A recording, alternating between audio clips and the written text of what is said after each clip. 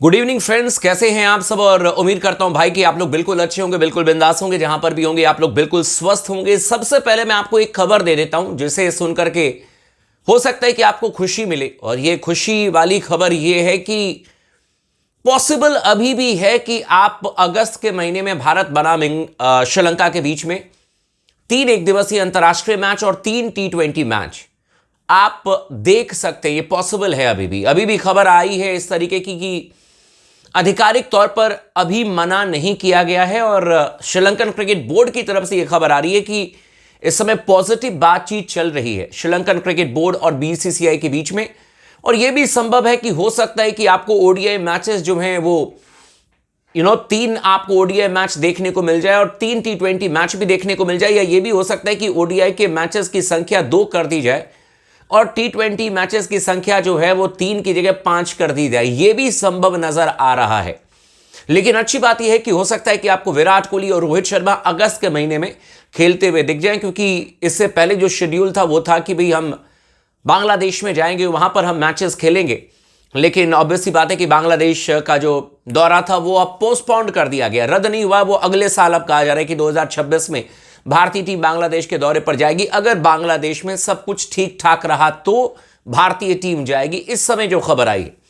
लेकिन आप तमाम दोस्तों को बता दें कि एक और बहुत बड़ी डेवलपमेंट, हिला देने वाली डेवलपमेंट इस समय मार्केट में चल रही है और स्पोर्ट्स टॉक आपको एक्सक्लूसिवली बताने जा रहा है। रोहित शर्मा, जो कि टेस्ट मैच से उन्होंने संन्यास ले लिया, T20 चैंपियन बनाया, लेजेंड कैप्टन रोहित शर्मा, विराट कोहली ने हमें दोनों ने एक साथ संन्यास ले लिया। और साथ में जाडेजा भी थे जिन्होंने T20 से संन्यास ले लिया। लेकिन रिसेंटली विराट कोहली ने भी थैंक यू वेरी मच कह दिया है टेस्ट मैच को, रोहित शर्मा ने भी कह दिया। यानी कि दोनों प्लेयर जो है इंग्लैंड दौरे पर नहीं है, यहीं से इन्होंने संन्यास ले लिया। लेकिन दोनों प्लेयर्स के बारे में बातचीत चल रही है कि 2027 में तो ये वर्ल्ड कप खेलेंगे, लेकिन क्या वाकई में रोहित शर्मा वर्ल्ड कप खेलेंगे, इसको लेकर के अभी भी डाउट है।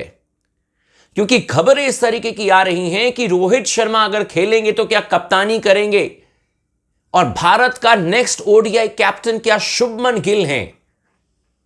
क्या शुभमन गिल को भारतीय टीम की कमान दे दी जाएगी।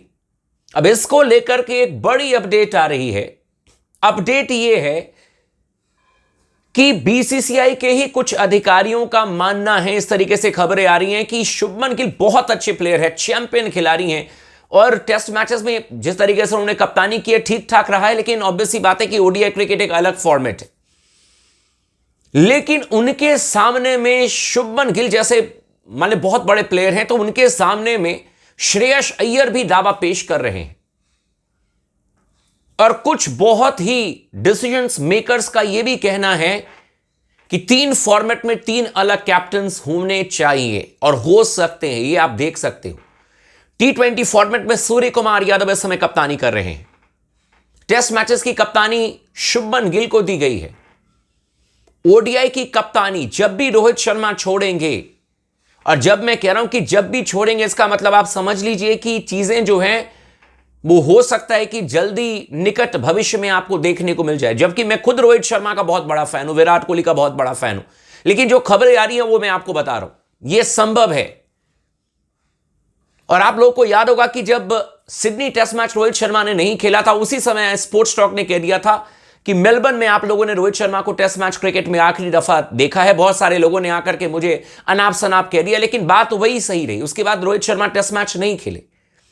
और स्पोर्ट्स टॉक पूरी जिम्मेदारी के साथ में कह सकता है कि माइट भी पॉसिबल हो सकता है कि रोहित शर्मा ओडीआई की कप्तानी ना करें। यह भी हो सकता है कि बहुत जल्दी ओडीआई को थैंक यू वेरी मच भी कह दें और उसके बाद भारतीय टीम की कप्तानी जो है वो शुभमन गिल करेंगे। इसकी कोई गारंटी नहीं है, क्योंकि कुछ लोगों का मानना है, डिसीजंस मेकर का मानना है कि श्रेयस अय्यर एक ऐसे प्लेयर बनकर के उभरे हैं जिन्होंने कि अपने आप को साबित किया है हर मोर्चे पर, हर अग्नि परीक्षा में उन्होंने जबरदस्त तरीके से परफॉर्मेंस करके दिखाया है और वो एक परफेक्ट कैप्टन मटेरियल है। इसका मतलब यह नहीं है कि शुभमन गिल किसी से खराब है, युवा कैप्टन है। शुभमन गिल को मैं खुद सैल्यूट करता हूं, जिस तरीके से इंग्लैंड में टीम इंडिया को लीड कर रहे हैं। वो तो किस्मत खराब है टीम इंडिया की, नहीं तो बिल्कुल सही बात है कि हम 3-0 से अभी अप होते हैं इंग्लैंड में। लेकिन शुभमन गिल की कप्तानी में कोई ऐसी बात नहीं है कि कोई खामी नजर आ गई, कुछ कमजोरी नजर आ गई, लेकिन जो न्यूज आ रही है उसके हिसाब से मैं कह रहा हूं कि कहा जा रहा है कि might be possible next Indian team का ओडीआई कैप्टन श्रेयस अय्यर भी हो सकते हैं। जब मैंने आंकड़े निकाल करके देखे तो शुभमन गिल ने कुल मिलाकर के 50 ओडीआई मैचेस खेले, 50-55, और बहुत ही शानदार बैटिंग एवरेज है, कहने की जरूरत नहीं है, आप सबको पता है। 60 के बैटिंग एवरेज से शुभमन गिल ने ओडीआई क्रिकेट में रन बनाए हैं।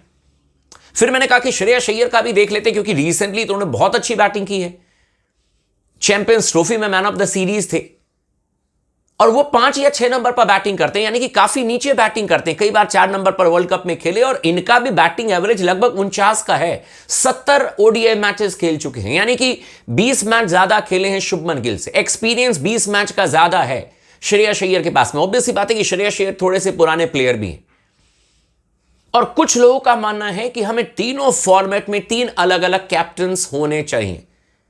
आप लोग भी जरूर कमेंट कीजिएगा कि क्या आपको लगता है कि वाकई में यह रणनीति भारतीय मैनेजमेंट के लिए सही साबित होगी कि आपने T20 क्रिकेट में सूर्य कुमार यादव को कप्तान बनाया, टेस्ट मैच में आपने शुभमन गिल को कप्तान बनाया, और अगर नियर फ्यूचर में ओडीआई क्रिकेट में अगर आप श्रेयस अय्यर को कप्तान बनाते हैं, नियर फ्यूचर में अगर होता है, तो क्या यह बिल्कुल भारतीय क्रिकेट के लिए सही होगा कि 3 फॉर्मेट में 3 अलग अलग कैप्टन। लेकिन यह भी याद रखिएगा आप लोग कि जब रोहित शर्मा कप्तानी कर रहे थे उस समय T20 के कप्तान कोई और थे, है ना, क्योंकि T20 आप अलग अलग मैचेस खेलते थे, या हार्दिक पांड्या कप्तानी कर रहे थे उस समय।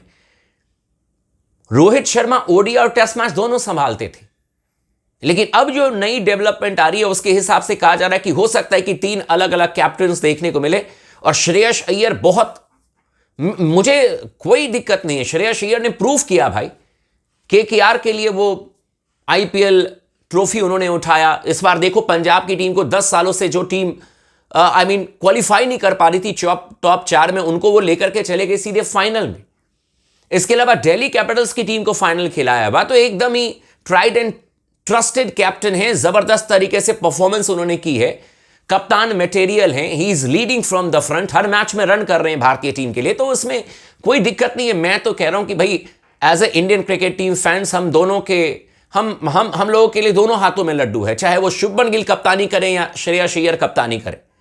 दोनों जो हैं वो शानदार प्लेयर हैं, सबसे अच्छी बात है, और दोनों जो हैं उनमें सबसे अच्छी खासियत यह है कि आगे से फ्रंट से लीड करने के लिए जाने जाते हैं, रन करके देंगे अपनी टीम के लिए। मुश्किल सिचुएशन में कप्तानी पारी खेलने के लिए दोनों जाने जाते हैं, और ये करके दिखा सकते हैं। बाकी आप लोगों का क्या कहना है शुभमन गिल और श्रेयस अय्यर की कप्तानी को लेकर के ओडीआई फॉर्मेट में कमेंट करके जरूर बताइएगा, और चैनल को सब्सक्राइब नहीं किया तो वो भी जरूर कर लीजिएगा।